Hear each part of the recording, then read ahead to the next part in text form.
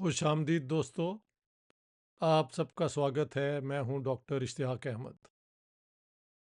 آج کل ڈاکٹر ذاکر نائک کی جو وزٹ ہے پاکستان میں، اس پر بہت گفتگو ہو رہی ہے انٹلیکچوئل سرکلز پہ میں، اور ہر روز ان کی فوٹو ہم دیکھتے ہیں کہ وہ کس بڑے عالم کو مل رہے ہیں۔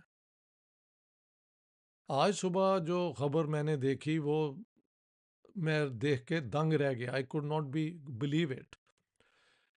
کسی این جی او نے شاید اسلام آباد میں جو یتیم یعنی اورفنڈ لڑکیوں کو پالتے ہیں، بڑا کرتے ہیں،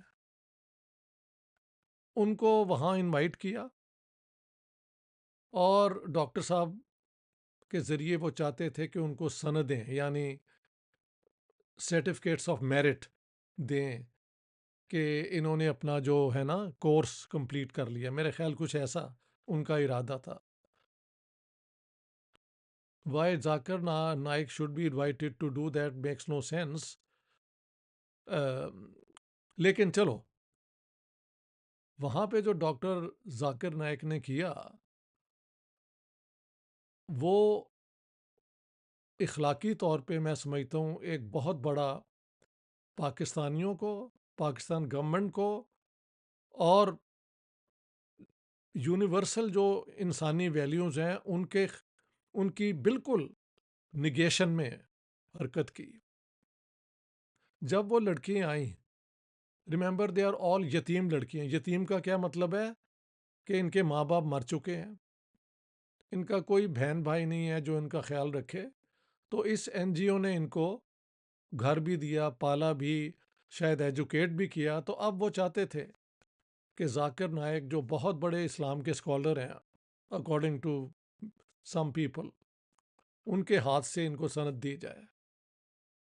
لیکن ڈاکٹر صاحب نے بجائے ان کو سندیں دینے کے، اسٹیج سے یہ نیچے آ گئے اس بنیاد پہ کہ یہ جوان لڑکی ہیں۔ جوان سے مطلب ہے 12 13 14 15 سال، وٹ ایور۔ تو ان کا تو محرم کوئی نہیں ہے، محرم ہوتا ہے گارڈین۔ تو as a pious Muslim he کی not deal with these women. یہ سب ہپوکریسی کی وہ حدیں ہیں جو ہمارے لوگ توڑ دیتے ہیں۔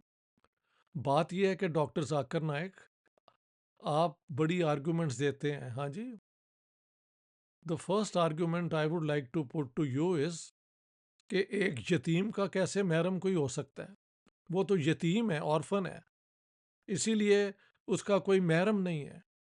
تو آپ کو تو بلایا گیا کہ آپ بہت بڑے اسلام کے اسکالر ہیں، آپ ایک محرم کے طور پہ ان کو یہ سندیں دے دیں، آپ ان کی شکلوں پہ نہ نظر ڈالیں، ہاں جی، جس سے آپ کا شاید ایمان خراب ہو جائے، یا شاید ڈر ہو کہ وہ آپ پہ عاشق نہ ہو جائیں تو آپ کو چھوڑے ہی نہ۔ کیا ایسا کوئی ڈر تھا؟ Both situations for me are hilarious, ہنسی آتی ہے، اور کنٹمپٹ، وردی آف کنٹمپٹ۔ اس پہ میں I can express my complete disapproval. یہ کیا حرکت آپ نے کی ہے؟ آپ نے پاکستان کے لوگوں کو انسلٹ کیا ہے۔ آپ نے ایک یتیم کا جو مقام ہے اس کو بجائے اپنی پروٹیکشن دینے کے، اپنے علم سے جو آپ لوگ بلیو یہ کرتے ہیں، یو واکڈ آف، کیونکہ ان کے محرم نہیں ہیں۔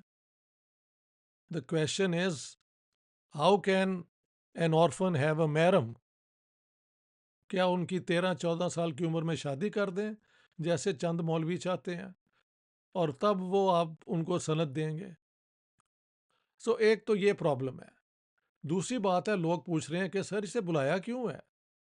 ہی از جسٹ، میری اوپینین میں تو وہ ایک مناظرے کا سسٹم انگریزوں نے شروع کیا تھا۔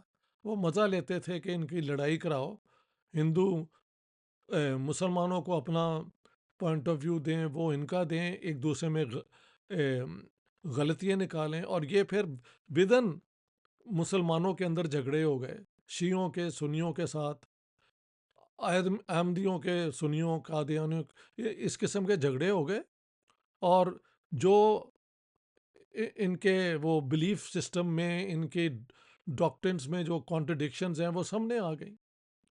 تو مناظرہ تو ایک بےہودہ سی حرکت ہے. It proves nothing. یہ مناظرہ ویسے باف کرنا یہ عباسیوں کے دور میں بھی ہوا کرتا تھا. جب منگولوں نے بغداد پہ حملہ کیا تو اس کا مناظرہ ہو رہا تھا خلیفہ کے کورٹ میں کہ کیا امام حسین نے جب کربلا میں پاؤں رکھا تھا تو وہ رائٹ فٹ تھا یا لیفٹ فٹ تھا. اس قسم کی باتیں یہ کر رہے تھے.